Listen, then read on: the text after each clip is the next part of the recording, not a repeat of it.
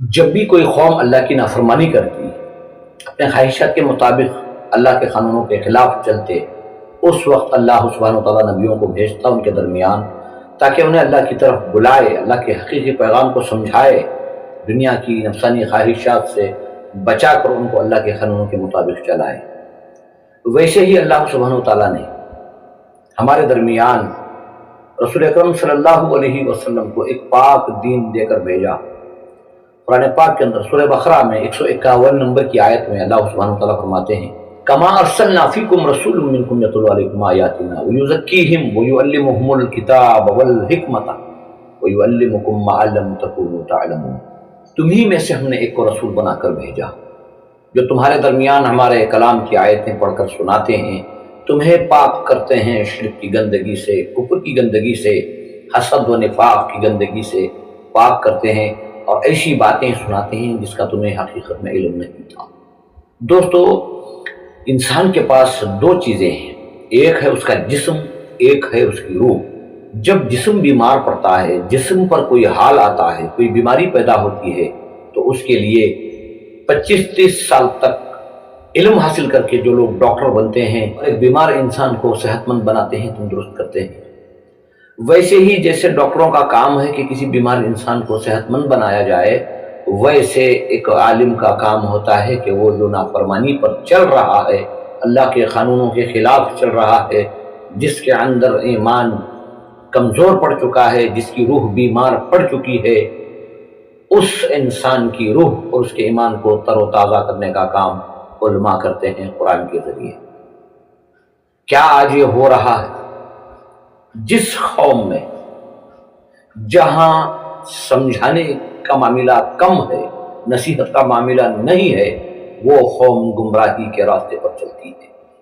جہاں اللہ کے قانونوں کو کنارے کر دیا جائے، اللہ کے قانونوں کو کون مان رہا ہے، آج کون چل رہا ہے، یہ سوچ کر اگر ہم اللہ کے قانونوں کو ایک طرف رکھ دیں گے اور انسان کی واہوائی کے لیے، ان کی رضامندی کے لیے اگر ہم ان کے مطابق چلیں گے، تو یقیناً وہ جن کی روح بیمار پڑ چکی ہے، جن کے پاس ایمان کمزور پڑ چکا ہے، وہ ایک بہت بڑے نقصان اور گھاٹے کی طرف جا رہے ہیں۔ یقیناً ان کو روکنا ہوگا علم کے ذریعے، حکمت کے ذریعے۔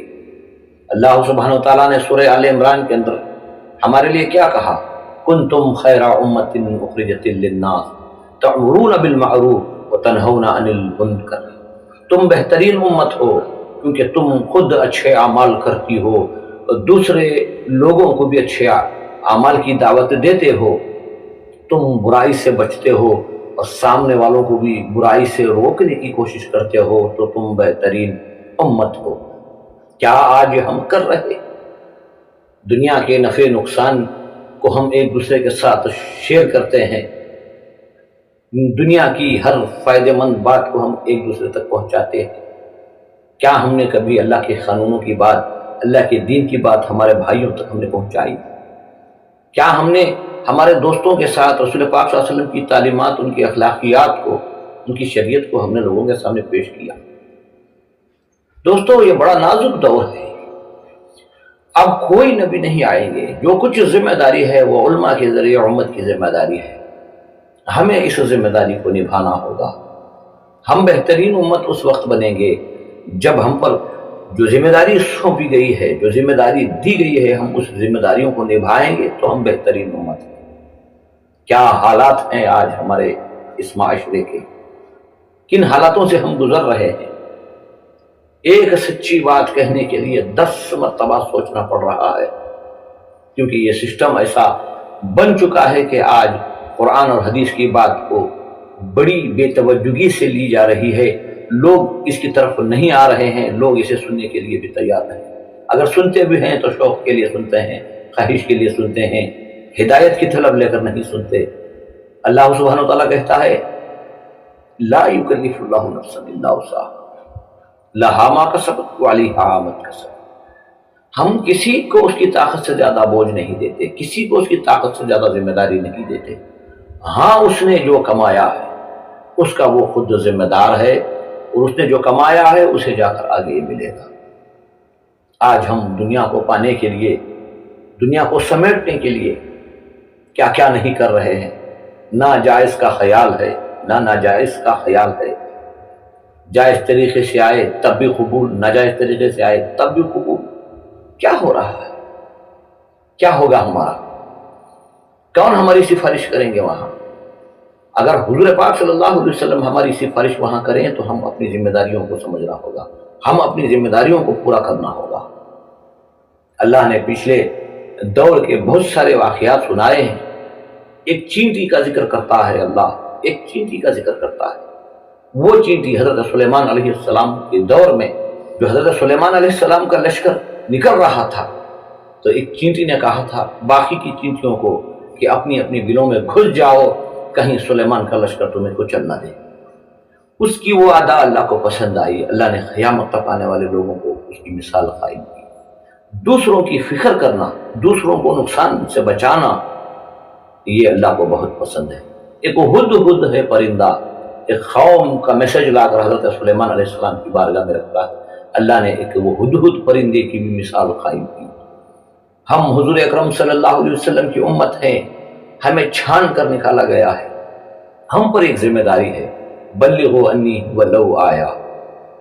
رسول اکرم صلی اللہ علیہ وسلم مکہ مکرمہ کے اندر مشرکین، کفار، یہود و نصارہ کے درمیان اللہ کے کلام کے ذریعے، اپنی اخلاقیات کے ذریعے لوگوں کو اللہ کی طرف بلایا، جنت کی طرف بلایا، محنت کی۔ بہت ساری محنتوں کے بعد، بہت ساری قربانیوں کے بعد ایک جماعت بنی صحابہ اکرام کی، 1.25 لاکھ کمی پوش 1.25 لاکھ کی جماعت بنی۔ آپ صلی اللہ علیہ وسلم نے اس جماعت کے سامنے، صحابہ کی جماعت کے سامنے کہا کہ کیا میں نے دین کو تم تک نہیں پہنچایا؟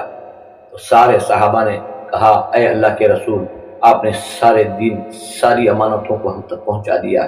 تو حضور اکرم صلی اللہ علیہ وسلم نے صحابہ کو ایک ذمہ داری دی، دیکھو اے میرے صحابہ، میرے بعد اس کام کو تم آگے لے کر جاؤ گے، میری امت تک تم پہنچاؤ گے، میری امت کو جہنم کے راستے سے نکال کر جنت کی طرف لے جانے کی ذمہ داری میں تمہیں دے کر جا رہا ہوں، اور میرا ہر امتی ذمہ دار ہے، ہر امتی ذمہ دار ہے۔ کیا ہم نے ان ذمہ داریوں کو پہچانا؟ کیا ہم نے اس ذمہ داریوں کو پہچاننے کی کوشش کی؟ دوستو، اللہ کا گھر ہدایت کا مرکز ہے، ہدایت کا مرکز ہے۔ مدارس تو بعد میں آئے ہیں، لیکن رسول پاک صلی اللہ علیہ وسلم کے زمانے سے لے کر صحابہ کے زمانے تک مسجدیں ہدایت کا گھر۔ آج وہ مسجدیں ہدایت سے خالی ہیں، صرف نماز پڑھنے کے لیے جاتے ہیں، وہاں نہ کوئی دین کی بات ہوتی ہے، نہ لوگوں کو کچھ سمجھانے کا کوئی نظام ہے۔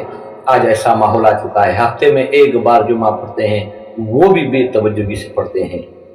مسجدیں ہدایت کا مرکز ہیں، مسجد میں بیٹھا کرو، دین کا تذکرہ کیا کرو، آخرت کی باتیں کیا کرو۔ مسجد ہدایت کا مرکز ہے، لیکن آج وہ ہدایت سے خالی ہے۔ ایک ڈاکٹر پوری طرح محنت کر رہا ہے، اپنے پورے دماغ کو لگا رہا ہے، اپنا پورا علم خرچ کر رہا ہے کہ ایک بیمار انسان کو صحت مل جائے، ایک بیمار انسان کو صحت مل جائے، اور بیمار یہ چاہتا ہے کہ میں صحت مند ہو جاؤں، اس کے لیے مال خرچ کرتا ہے، وقت خرچ کرتا ہے، اپنی صحت پر آئی ہوئی تکلیف کو برداشت کرتا ہے۔ لیکن ہم نے ایمان کے لیے کیا محنت کی؟ ہم نے روح کو زندہ کرنے کے لیے کیا محنت کی؟ ہم نے روح کو طاقتور بنانے کے لیے کیا محنت کی؟ کیا ہمارے پاس ایمان ہے؟ کیا ہماری روح صحیح اور غلط کو پہچان رہی ہے؟ کیا ہو رہا ہے؟ کیا ہمیں ایمان کی ضرورت نہیں ہے؟ ہمارے مرنے کے بعد وہی چیز کام آئے گی۔ ہمیں ایمان بنانا ہوگا، ہمیں اللہ کے قانونوں کو پہچاننا ہوگا۔ امت ذمہ دار ہے، یاد رکھو کل قیامت کے روز اللہ سبحانہ وتعالیٰ کھڑا کر کے پوچھے گا کہ میں نے تمہارے درمیان ایک رسول کو بھیجا تھا جو آخری رسول تھے، محمد عربی صلی اللہ علیہ وسلم۔ انہوں نے کہا تھا تمہیں کہ یہ میرا قانون اور حضور پاک صلی اللہ علیہ وسلم کی سیرت جو ہے وہ امانت ہے، وہ امانت دوسروں تک پہنچانا ہے۔ تو کیا ہم نے اس امانت کو پہنچایا؟ کیا جواب دیں گے ہم اللہ سبحانہ وتعالیٰ؟ کیا کہیں گے کہ یا اللہ ہم گھر بنانے میں بیزی رہے، دنیا میں بڑے بڑے مکانات بنانے میں بیزی رہے، دنیا کو زیادہ کمانے میں بیزی رہے، ہم نے دنیا کو پانے کی چاہت میں آخرت کو بلایا، ہم نے اس ذمہ داریوں کو چھوڑ دیا۔ کیا ہم یہ کہہ پائیں گے کل قیامت کے؟ دوستو سمجھو، بہت وقت کم بچا ہے، قیامت قریب ہے۔ اللہ خود فرماتا ہے اقترب للناس ان زلزلۃ الساعۃ شیء عظیم ولا اکثر الناس هم الغافلون۔ لوگوں قیامت قریب آ چکی ہے، انقریب زلزلہ پیدا ہوگا زمین میں، یہ دنیا مٹنے والی ہے، قیامت کا دور قریب ہے۔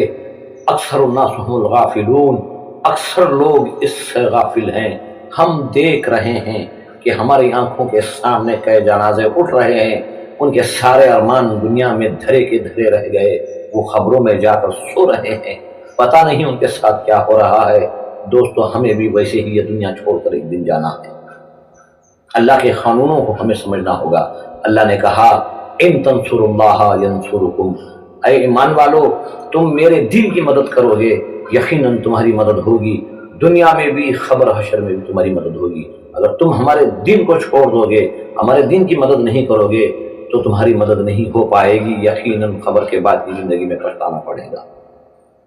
ایک ڈاکٹر جیسے انسان کے جسم پر آئی ہوئی بیماری کو نکالنے کی کوشش کرتا ہے، ویسے علم والوں کی ایک ذمہ داری ہے، جو طبقہ ایمان کے بغیر، اعمال کے بغیر زندگی گزار رہا ہے، ایسے طبقے پر محنت کرنا علماء کی ذمہ داری ہے، ورنہ بہت بھیانک اللہ کی پکڑ میں آ جائیں گے، وہاں ہماری مدد کرنے کے لیے کوئی نہیں آئے گا۔ اللہ نے ہمیں ذمہ داری دی ہے، اس ذمہ داری کو پہچانو، ایک دوسرے کے درمیان حق باتوں کا چرچا کیا کرو، ایک دوسرے کے درمیان اللہ کے قانونوں کی بات کیا کرو، اللہ کے رسول صلی اللہ علیہ وسلم کی سنتوں کی، ان کی تعلیمات کی بات کیا کرو، تاکہ ہماری اصلاح ہو جائے، اور جب ہمیں موت آئے تو ایمان کی حالت میں موت آئے، کلمے کی حالت میں موت آئے، ایسی زندگی گزارنے کی کوشش کرو۔ اللہ نے کہا ہے ہم نے تمہاری روزی کی ذمہ داری لی ہے، تمہیں کتنے سال کتنے دن جینا ہے وہ ہم نے طے کر دیا ہے، لوگوں دنیا ہم نے تمہاری بنا دی ہے، آخرت کے لیے تمہیں محنت کرنا ہوگا، آخرت کے لیے تمہیں کوشش کرنا ہوگا، ہم ذمہ دار ہیں کہ ہم اپنی آخرت کو بنائیں۔ دنیا ساری محنت پر جمی ہے، آخرت کا معاملہ ہم نے مقدر پر چھوڑ دیا۔ یہ شیطان کی سب سے بڑی بھیانک چال ہے کہ دنیا کے لیے خوب محنت کرو، آخرت کا معاملہ اللہ پر چھوڑ دو۔ ایسا نہیں ہے، دنیا کا معاملہ اللہ کے سپرد ہے۔ اللہ نے قرآن پاک کے اندر کہا ہے کہ کوئی جاندار زمین پر پھرنے والا، چلنے اڑنے پھرنے والا ایسا نہیں ہے جس کی روزی کی ذمہ داری ہم نے نہ لی ہو، لیکن آخرت کے لیے کہا الا الذین آمنوا وعملوا الصالحات انا لهم جنات تجری من تحتها الانہار خالدین فیہا۔ اے لوگوں ایمان لاؤ، اللہ پر اچھے اعمال کرو، کرتے رہو، یقیناً تمہاری مغفرت کر دی جائے گی، تمہارے لیے جنتوں کو بنایا گیا ہے، اور اس جنت میں تمہیں ہمیشہ ہمیشہ کے لیے رہنا ہوگا۔ ایسی جنت کے لیے ہمیں محنت کرنا ہے، مگر ہمارا معاملہ الٹا ہے، ہم دنیا کے لیے وقت مال سب کچھ قربان کرتے ہیں، لیکن آخرت کو کہتے ہیں کہ اللہ بڑا کریم ہے، اللہ بڑا مہربان ہے۔ مہربان مالک جو ہے اس کے ساتھ وفاداری کی جاتی ہے، جو مالک مہربان ہے اس کے دین کے ساتھ مذاق نہیں کیا جاتا، اس کے دین کو دیکھ کر درکنار نہیں کیا جا سکتا۔ جو ہمارے ساتھ وفاداری کرے چاہیے کہ بدلے میں ہم بھی وفاداری کریں۔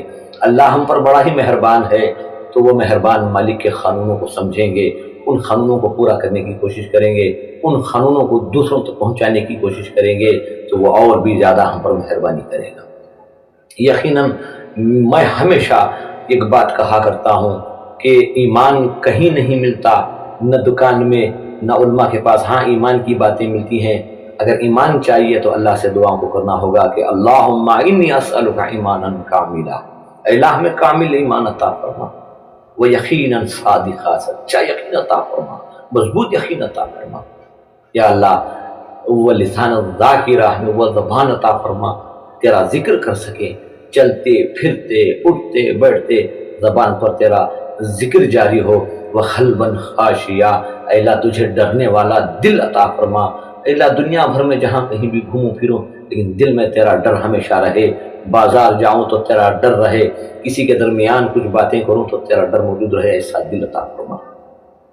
دوستو بہت بڑا وقت ہمارے پیچھے جو گزر چکا ہے سو گزر چکا، اس وقت پر معافی مانگو، اللہ کی بارگاہ میں ایمان میں حقیقی مانگو، یقین صادق مانگو، اللہ سے دعا کرتے رہو کہ اللہ میں دین کی صحیح سمجھ عطا فرما، جس مقصد کے لیے تو نے ہمیں دنیا میں بھیجا ہے اس مقصد کی سمجھ عطا فرما، اور جو باتیں ہماری سمجھ میں آ چکی ہیں اے اللہ ان پر عمل کرنے کی توفیق عطا فرما، اے اللہ ہماری دنیا بھی بہتر فرما، ہماری آخرت بھی بہتر فرما، نیک لوگوں کی صحبت میں بیٹھنا نصیب فرما، بری صحبت سے ہماری حفاظت فرما، اے اللہ حرام روزی سے ہماری حفاظت فرما، حلال کے ذریعے ہماری کفایت فرما کہ وہ حلال رزق ہمارے لیے کافی ہو جائے. ہمیں بھی ہمارے بچوں کو بھی مولا تیری عبادت کے لیے قبول فرما. امت میں جہاں کہیں مسلمان پریشان حال ہیں تو ان کی پریشانیوں کو بھی دور فرما. یا اللہ تیرے گھروں کو ہدایت کا ذریعہ بنا دے. اے اللہ تیرے قانونوں کی ہمیں سمجھ عطا فرما. تیرے پیارے حبیب محمد عربی صلی اللہ علیہ وسلم کی تعلیمات کی بھی ہمیں سمجھ عطا فرما تاکہ یا اللہ ہم اس چھوٹی زندگی کو آخرت کی کامیابی کا ذریعہ بنا سکیں. مولا کریم تو بڑا مہربان ہے. اے اللہ تو کسی کو ہدایت دے دے کوئی گمراہ نہیں کر سکتا. اے اللہ ہم تجھ سے ہدایت مانگتے ہیں. ایسی ہدایت فرما کہ موت تک ہمیں کوئی گمراہ نہ کر سکے. یا اللہ جہاں کہیں دنیا میں مسلمان مومنین ایمان والے بے ایمان لوگوں کے لیے دعاؤں کو کر رہے ہیں, بیمار لوگوں کے لیے دعائیں کر رہے ہیں, تکلیف زدہ مصیبت زدہ مسلمانوں کے ہمیں دعاؤں کو کر رہے ہیں, تو اللہ ان کی بھی دعاؤں کو قبول فرما. ربنا تقبل منا انک انت السمیع العلیم وما علینا الا البلاغ.